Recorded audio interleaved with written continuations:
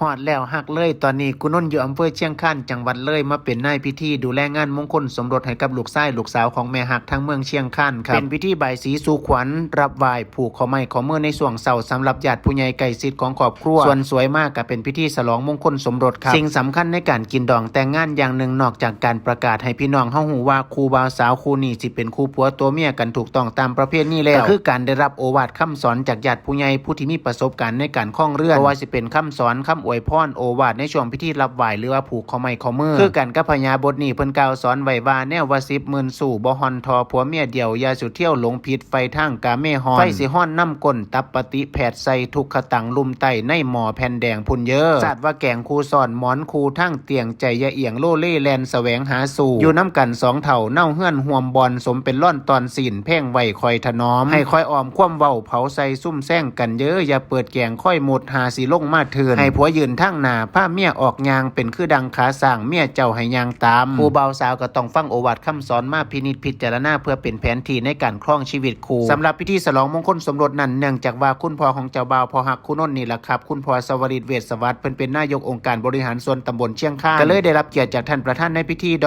ร.สมเจตแสงเจริญรัตน์สมาชิกสภาผู้แทนราษฎรเลยเขต4มาของมาลัยมงคลให้คู่บ่าวสาวแล้วก็กล่าวอวยพรพร้อมนำดื่มฉลองครับหลังจากนั้นคุณพ่อสวริตก็กล่าวอวยพรลูกชายลูกสาวพร้อมทั้งขอบคุณแขกที่มาร่วมงานในมื้อนี้ซึ่งบ่าวสาวของเฮาก็เป็นคุณครูทั้งสองเด้ครับเป็นครูคอมพิวเตอร์เจอกันในห้องเรียนนี่แหละครับเพราะว่าเรียนมหาวิทยาลัยเดียวกันเจ้าสาวเป็นคนทางอำเภอหนองสองห้องจังหวัดขอนแก่นส่วนเจ้าบ่าวเป็นคนอำเภอเชียงคานจังหวัดเลยการมาเฮ็ดงานทำหน้าที่เทื่อนี้เพราะปั่นคนในครอบครัวว่าคุณแม่สุวพรคุณพ่อชวริตรับตอนคุณนนท์เป็นอย่างดีโดยว่าคุณนนท์เองก็อายุซ้ำกันกับลูกชายเพิ่นพร้อมครับช่วงที่พักจัดหาของฝากของตอนมีทิปให้ลูกชายพร้อมขอบพระคุณในความเมตตาหลายๆเด้อครับมีโอกาสคุณนนท์สิไปยามแน่นอนเด้อครับโดยสุดท้ายนี้ก็ฝากก่อนอวยพรให้ครูบ่าวสาวคือเก่าเช่นเดิมเบญญาทิพย์กตัญญูคู่สมรสเกียรติปรากฏเวชสวัสดิ์จัดฉลองมณีภาคฝากรักมั่นพลันเกี่ยวดองเรียงพี่น้องสองตระกูลอุ่นกายใจพ่อชวริตแม่สุวพรบวรรัตน์พ่อบัญญัติแม่ทองใบสมใจหมายส่งต่อรักประจักษ์จริงลูกหญิงชายแผ่ขยายสายรักมั่นนิรันดรยินดีกับครูออยครูโชคอีกครั้งหนึ่งนะครับ